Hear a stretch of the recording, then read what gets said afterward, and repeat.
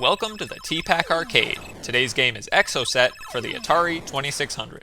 In this 1982 shoot-'em-up from Sancho, you blast laser towers as a UFO, and the plot of this game is just as unidentified as the flying object. But maybe it's just missing from my copy of the manual, which, to be honest, is from the bootleg American release of Exocet by Panda. To clear my conscience a bit, I bought the legit original European cartridge by Sancho to actually play the game, but this illegitimate manual remains dubious. Anyway, the gameplay here is divided into two sections, the upper sky portion and the lower cave portion. In the sky, you hover at the top left corner of the playfield, blasting incoming towers.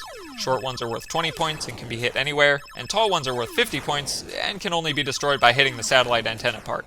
Once you blow up 10 towers, the ground flashes and you can enter the cave through a series of 3 openings. Here, your objective is the same, blast 10 more structures to return to the surface, and repeat the process.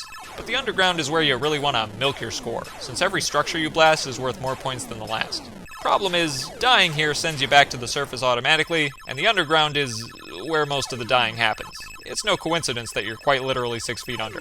But why is the cave section so dangerous? Well, for starters, enemy structures line the top and bottom of the cave, they can fire at you diagonally to catch you off guard, and the green ones have a habit of shooting at you even after you've blown them up. Not cool. And to make matters worse, the cave gets narrower over time and starts to rise and fall, making it really hard to line yourself up without crashing into rocks. I also need to mention the tricky shooting mechanics here. Instead of just pressing the action button to fire your cannon, you hold it down and move in the direction you want to shoot in order to send out a laser. So blasting enemies requires lining up with them and briefly charging them.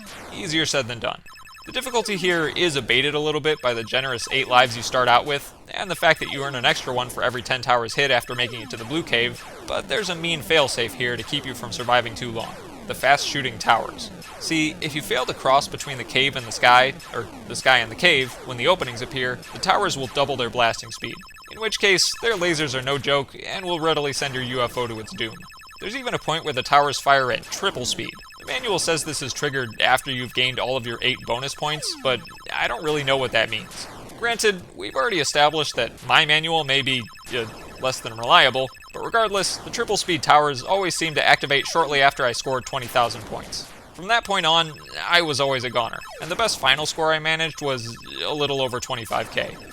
It is possible to line yourself up perfectly to avoid the constant tower beams, but the safety window is just so narrow that I could never pull it off consistently. So if I could change one thing in this game, I'd make your UFO a little slower. I know that sounds crazy, but it would make small positioning adjustments more feasible. Aesthetically, there's nothing technically wrong with Exocet.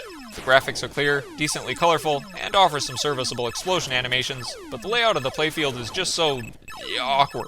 The cramped upper portion makes it feel like you spend most of the game confined to the header of a research paper, and I'm claustrophobic. The sound design is slightly more forgivable, considering it's just laser and explosion effects layered over a high-pitched radar noise, and I actually appreciate that booming alarm that accompanies the cave and sky transition phases.